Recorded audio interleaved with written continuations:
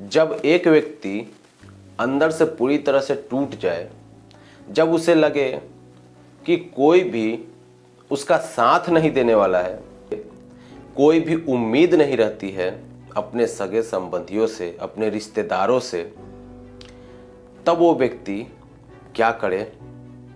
उसके पास कोई चारा नहीं होता है, तब वो व्यक्ति क्या करे? जबकि वो व्यक्ति पहले से अपने सगे संबंधियों के बीच में, अपने रिश्तेदारों के बीच में, अपने मोहल्ले के बीच में काफ़ी इज्जतदार होता है, उसकी काफ़ी पूछ होती है, लोग उसके कहे मानते हैं। लेकिन फिर एक दिन ऐसा कुछ होता है कि उसके ही रिश्तेदार उसके दुश्मन बन जाते हैं, उसे देखना नहीं चाहते। तब उस व्यक्ति के पास सिर्फ एक ही चारा बचता है, बहुत आसान सा, और वो व्यक्ति आत्महत्या कर लेता है। और अगर ये सारा चीज सिर्फ और सिर्फ पैसों के कारण हुआ हो तो फिर आप इस पर क्या कहें? साथियों, मामला बहुत गंभीर है। इस वीडियो में सब कुछ बताऊंगा मैं, तो वीडियो में अंत तक बने रहिएगा। मैं अभी मिलता हूँ एक छोटे से अंतराल के बाद।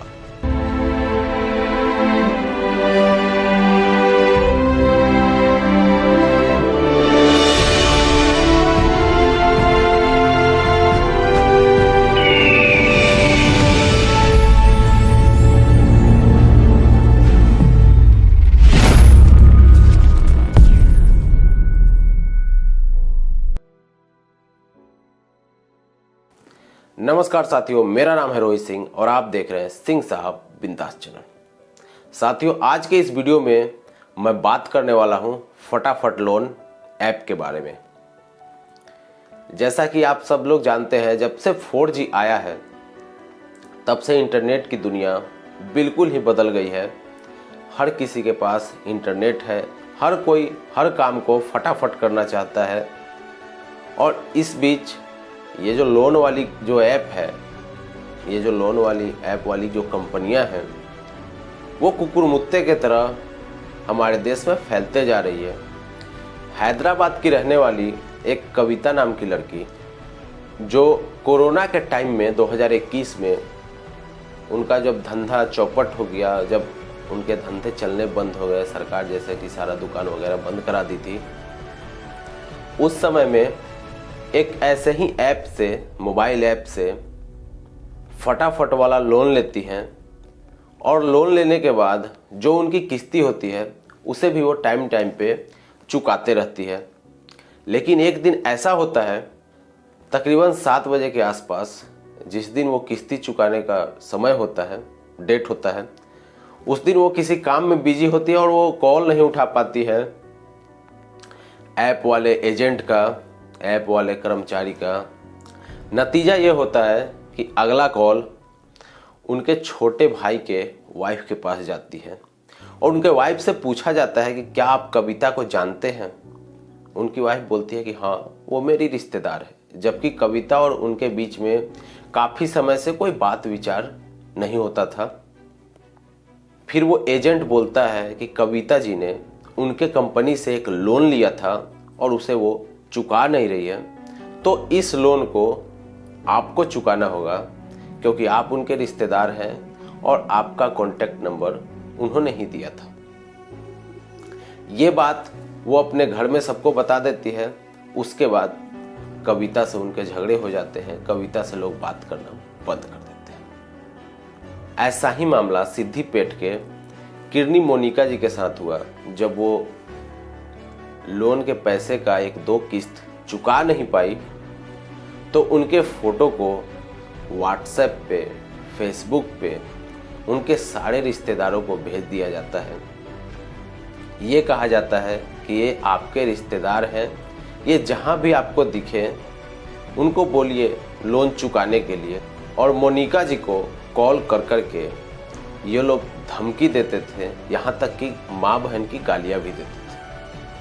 मोनिका जी इन सब से परेशान होके एक दिन आत्महत्या कर लेती है।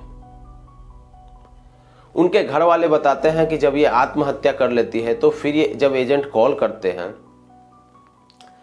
तो जब उनको मालूम चलता है कि उन्होंने आत्महत्या कर लिया है तो उनके रिश्तेदारों से बोलता है कि आप भीख मांगो या फिर कुछ भी करो, चोरी करो, डकैती करो, मुझे उससे कोई फर्क नहीं पड़ता, आपको लोन के पैसे चुकाने होंगे, आप चंदा मांगो। ऐसा ही मामला रामगुंडम के संतोष का भी है। उन्होंने एक वीडियो बनाया और वीडियो में बताया कि मैं एक कंपनी से लोन लिया जो मैं चुका नहीं पा रहा हूँ और वो लोग मुझे इतना परेशान कर रहे हैं कि अब मुझे जीने का दिल नहीं कर रहा है, मेरी इच्छा ख़त्म हो गई है जीने की, मैं हर जगह से गालियाँ सुन रहा हूँ, मेरे रिश्तेदार ही मेरे दुश्मन हो गए हैं। ऐसा वीडियो बनाने के बाद वो पूरे परिवार के साथ जहर खा के आत्महत्या कर ली। एनसीआरबी के तरफ से एक रिपोर्ट जारी हुई थी 2020 में साइबर क्राइम का, जिसमें से 60% से भी ऊपर सिर्फ यही सब मामले थे। अगर सरकारी आंकड़ों की बात करें तो 2021 में 1100 ऐसे ऐप थे जो लोन देते थे और जिसमें से 600 ऐप अवैध थे, उनका कोई लाइसेंस नहीं था, वो इसी तरह से काम करते थे। आज 2022 है, न जाने कितने ऐसे ऐप होंगे, पूरी जानकारी किसी को पता नहीं है। अभी हाल ही में 2 अगस्त 2022 को बीजू जनता दल के सुजीत कुमार, जो कि सांसद हैं, उन्होंने ये सवाल सरकार से किया था कि इस तरह के जो ऐप हैं जो इस तरह से धांधली कर रहे हैं, लोगों की ज़िंदगियां छीन रहे हैं, इस पे लगाम कसने के लिए सरकार कोई कदम उठा रही है कि नहीं। उनका कहना था कि उड़ीसा में, सिर्फ उड़ीसा में 1.5 लाख लोग इस तरह के ऐप को डाउनलोड कर चुके हैं। हालांकि इसके सफाई में निर्मला सीतारमण जी का ये कहना था कि हम लोग इस पे काम कर रहे हैं और तेलंगाना में कुछ लोगों को फर्जीवाड़े में गिरफ्तार भी किया गया है। ये एक चाइनीज व्यक्ति था, इसके साथ में कुछ लोगों को भी गिरफ्तार किया गया है। लेकिन बात यह है कि इतना बड़ा क्राइम कोई सरकार की आंख में धूल झोंक के कैसे कर सकता है, वो भी ऑनलाइन। ऑफलाइन होता तो शायद समझ में आ भी जाता कि नुक्के छिपके लोग कर रहे हैं, ये ऑनलाइन धड़ल्ले से कैसे चल रहा है, सरकार इसे कंट्रोल क्यों नहीं कर पा रही है। कुछ लोग ये कहेंगे कि 150 करोड़ से ऊपर आबादी हो गई है अब, तो सरकार को भी इन सब चीज़ों में बहुत प्रॉब्लम होती है, धीरे धीरे काम कर रही है। तो साथियों, मैं सबसे पहले आप लोगों को एक चीज़ बता दूं कि मैं किसी पार्टी को सपोर्ट नहीं करता हूं, किसी नेता को सपोर्ट नहीं करता हूं। मुझे किसी भी पार्टी से, किसी भी नेता से लेना देना नहीं है। मैं आम जनता के लिए वीडियो बनाता हूं, उनको जानकारी देने के लिए ये वीडियो बना रहा हूं मैं। साथियों, अपना जो देश है, यहाँ पे अगर एक सुलभ शौचालय का भी टेंडर लेना हो तो उसके लिए भी विधायक जी से पैरवी करना पड़ता है, विधायक जी का नाम यूज करना पड़ता है। विधायक जी का जब कॉल आता है कि हाँ ये बंदा मेरा अपना आदमी है, इसे दे दो टेंडर, तब जाके सुलभ शौचालय का टेंडर मिलता है एक आम आदमी को। ऐसे देश में इतना बड़ा फर्जीवाड़ा कैसे हो सकता है। मैं ये नहीं कह रहा हूं कि सरकार अपना काम नहीं कर रही है, लेकिन सरकार जिस तरह से काम कर रही है, इस तरह से कभी भी किसी का भला नहीं हो सकता है। आखिर लोग इस चक्कर में फंस क्यों जाते हैं। तो साथियों, सबसे बड़ी समस्या ये है कि बैंक तो है हमारे यहाँ, बैंक तो बहुत सारे हैं, लोन देने के लिए भी बेचैन है, लेकिन वो किसे लोन देंगे। अंबानी, अडानी, बिरला, टाटा, ऐसे लोगों को। अभी हाल फिलहाल में अडानी जी का लोन माफ किया गया था 4.5 लाख करोड़ का।